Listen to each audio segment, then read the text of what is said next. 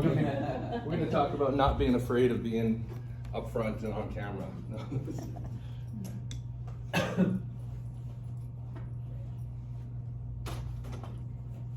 So, who had a chance to watch the video on the elephant and the rider? Yeah. So who is the elephant and the rider? Like, who's represented by this elephant and the rider in this context? If we're doing a pitch to our colleagues or to anybody about the value of HTC, who is this?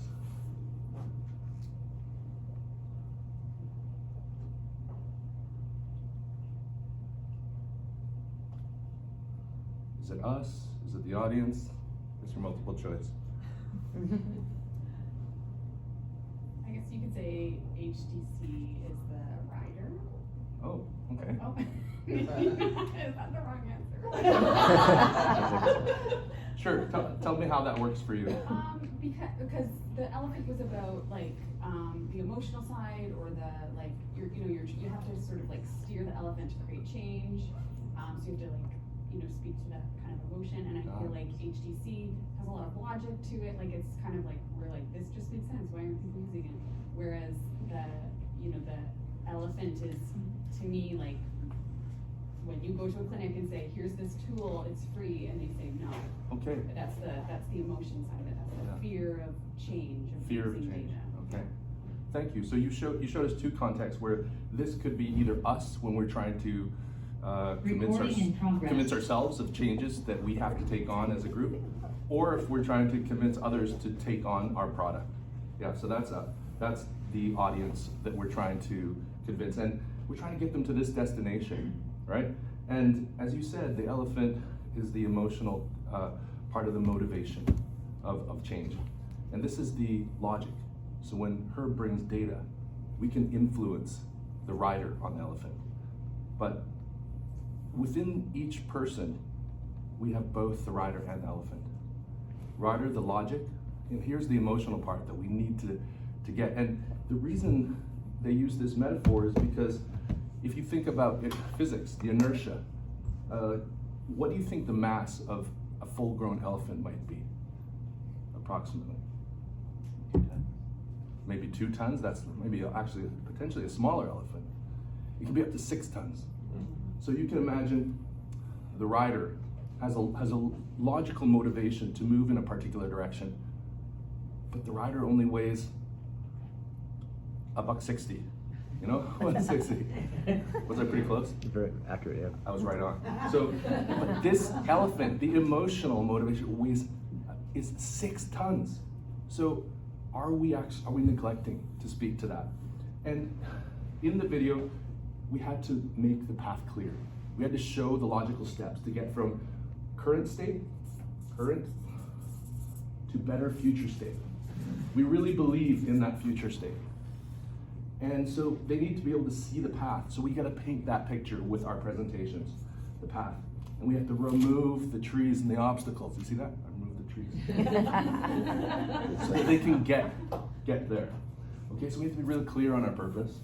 So we're showing them our purpose when we show up with our divisions at the Interdivisional Council. Wherever we go with patient partners, we're getting them from the current state, and we're painting a picture of the future state. We're giving them clear line of sight of how they're gonna get there. Christy?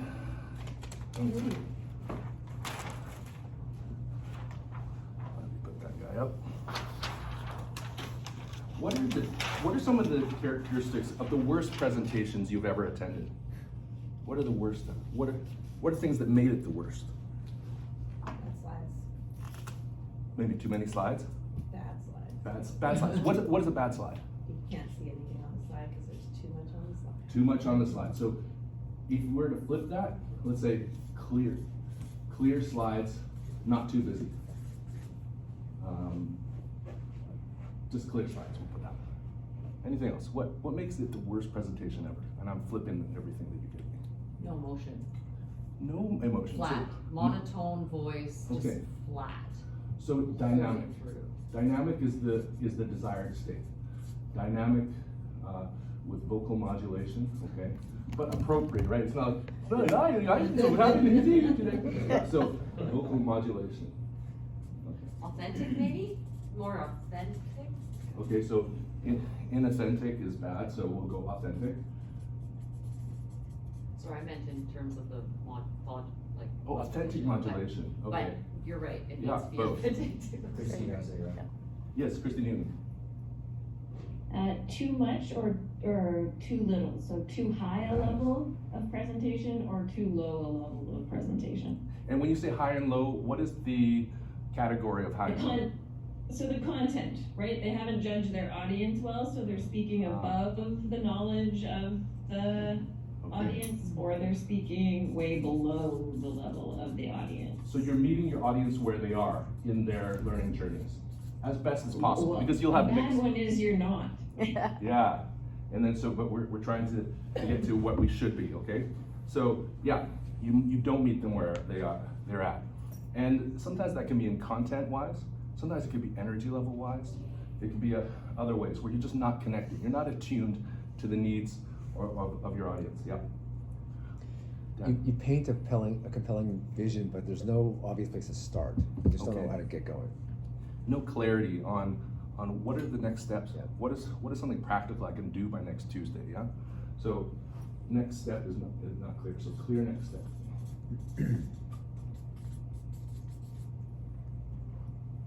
Anything else that comes to mind? No engagement, and I guess what I mean by that is like, you don't, I guess necessarily not when you're presenting to an audience, you don't need to engage them, but I think like not having like time for discussion afterwards, or discussion is cut short. Okay, so no space. Ray mentioned this yesterday. Creating space in your agendas for things to percolate, for the audience to actually be a part of it and create their own new thoughts within it. So make space. So don't just dump a lot of info, yeah? Christy Howardson or anybody else? So clear is kind. These are kind of the mechanisms that you ought to use. Thank you so much. What are your causes? When you think about the time when you were most anxious before you gave a talk, what are some of those things that was like, what were the causes of your fear of speaking? Your fear of standing in front of people and opening up? If you don't really have good mastery of the subject. Okay, so preparation, prepare. So we gotta make sure we're prepared. And that's knowledge as well as maybe something about us. We have to be prepared in the right mind space. Yeah, Low conviction in what I'm pitching. low belief. So belief, conviction. And we can't just manufacture conviction. That can't be, it has to be authentic, as we said earlier. So we need to really believe in the purpose, again, of why we're there. That there's value to that, yes? Safety. Safety. So, so the fear of speaking, you don't feel safe. But what are some of those reasons why you might not feel safe? Controversial topics. Okay. Does that resonate with you? So, So controversial topics. So there's something to be said there. Resistance, prepare for resistance. Yeah. Preparing Yeah, for I guess that's resistance. the word, yeah. So being prepared for resistance, yeah. So Everyone prepare, has one guy that goes. and some of that is preparing to accept the resistance. The resistance will be there, and that's okay that the resistance is there. You're not there to change everybody. You're there to speak to who is ready to listen, yeah? So prepare for resistance, and we'll accept it. We're gonna go to Melissa and then Sam. Melissa. Well, just on that theme, I was gonna say, fear of judgment for what you're about to say. Yes. So, fear of judgment, how do we overcome fear of judgment?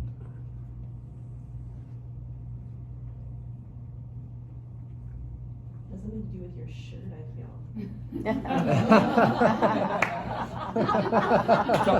Tell me more, Janet. So good. Creating Which are you? Going with curiosity rather than with ego. Okay, because judgment is about ego protection, right? Ego defensiveness. So, I'm worried about judgment because if I'm judged, my ego may become lower or suppressed. But instead, I'm going to shift into curiosity. Is that what you said? that sounds better. Is that easy? I don't know. That's perfect. Is that even tangible? Has anybody experienced that before? Switching into curiosity, Yeah. it's helpful. Have you done it before? I hope so. I try to, I don't in know. certain settings, yeah. Okay, Sam, and then Gil. So, tool that came accidentally to me, because I initially gave up debating, etc., because I couldn't stand in front of women and speak. I was like that bloke on Friends or whatever the movie is, Raj, who can't speak when women are around. I would freeze. And so, I had a talk to give, and the prof saw that I froze. It was a graduate level talk on a very abstract subject, but he started arguing with me. And as soon as I took an argumentative position back, I spoke, and it went on for 3 hours. So I frequently do that. I will take an argument out of somebody else's statement and use that as my way to respond. Okay, so you like to argue. Yes. Okay. Absolutely. Yes. So there's some conviction there. You're holding your ground, right, Sam? There's something there, and sometimes that's beneficial. But in what cases would leaning into argumentative stuff not serve your purpose? Is it possible that leaning into argumentative discussions? You don't have to be offensive, but you can represent another perspective. Okay, that's very helpful. So represent a perspective. Yeah. Represent perspective without being offensive. Yeah.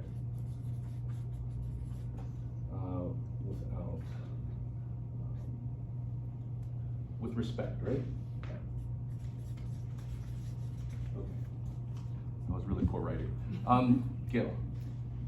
So this is something that, I was taught in, consulting, that when somebody says something to you that's hard, or that you've gotta like think about, to say something like, tell me more. A bit more, though, if I could, we were taught that a bit as a stall tactic. Not as an authentic, no, really, tell me more, I'm actually wanting to understand it better, versus me trying to actually prepare my next, counter statement. This, it has taken me so long to realize, actually I feel like it's been maybe that how I was taught, it was the right thing to say, but what was happening in my head is different than what I could be doing. So I wanted to tie those two last ones together, because I think there's something, again, it speaks a little bit more of that authenticity versus the ego trying to not sound dumb. Mm-hmm. And just, Ego defensiveness is not always productive. And when you say tell me more, you're staying in curiosity and you're listening. Versus stall tactic, getting ready to defend and argue. You're building a relationship. When you listen to someone, you're building a relationship. Relationality. I think just to add to it, it's not having all the answers, and that's okay. Like you're not presenting a fully baked solution. You can be open to other ideas. Accept your human limits of knowledge. And sometimes we call that a learning mindset or a growth mindset. Even though you're in front of the room, doesn't mean you're the expert. Right. It means that you're a peer, you're a representative.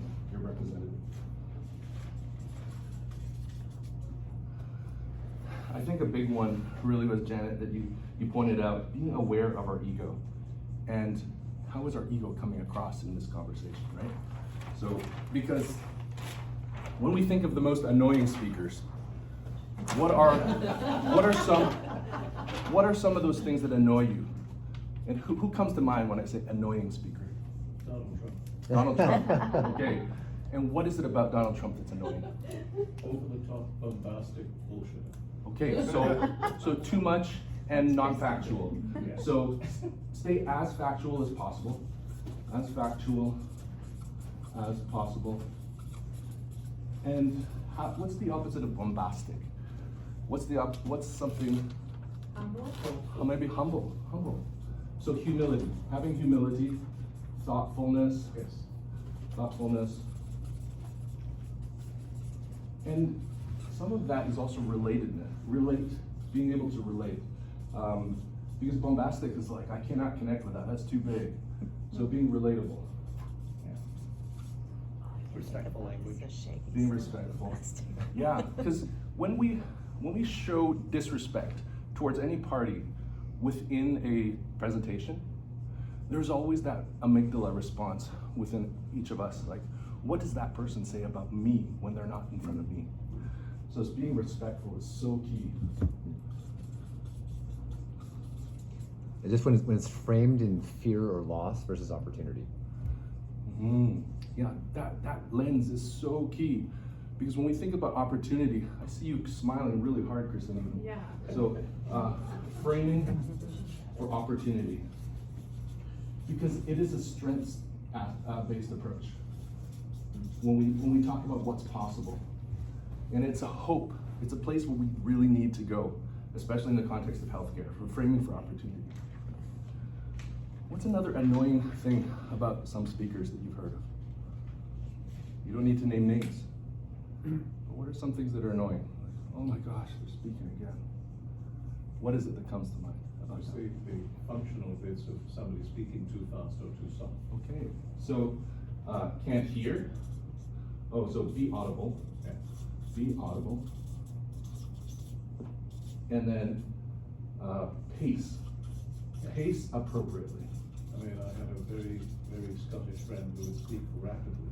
And it was like watching the blade on a fan. If you blinked once, you lost where you were. Yeah, the Scottish accent can be really intense. I love it. What else? Not Yes, verbal. yeah. I think without context, you'll just jump into the Okay. meat of it with no sort of setup and framing.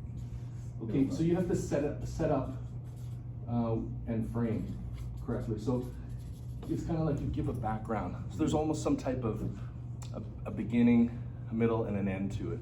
Yeah, a logical flow that's clear. Set up a frame. So we'll say logical flow. Daisy, did you say something? Not verbose. Okay, not too many extraneous words. So efficiency. And part of that is the awareness of the time that we're taking up when we speak. Yeah, sharing space is important. So not verbose. The opposite is being self-aware of how much time we're taking up in the thing. And I'm very aware right now that I'm reaching the end of my 10 minutes. So efficient with words.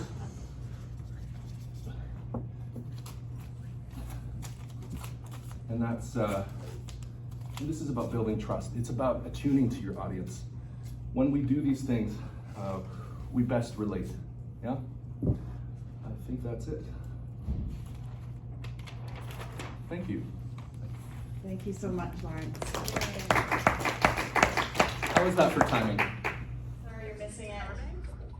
Not sure what it is, little boxes. Power banks. Oh, power banks. Oh, fun. Emotionally and physically. They're all made out of ticky tacky. Ticky tacky. Remember that song? Yes. Where is that from? It's about houses. And they all look just the same. They're all Yes. made out of ticky tacky. Yeah. Anybody remember where, is it a Dr. Seuss thing? No. No. Very to make members HDC Discover users, allowing our users to attend the AGM with a vote, and why. So, looking back at our previous AGM, are our division's proxies super users of HDC? And we had this discussion, and the answer is it's not as much as we hoped. Are our division's proxies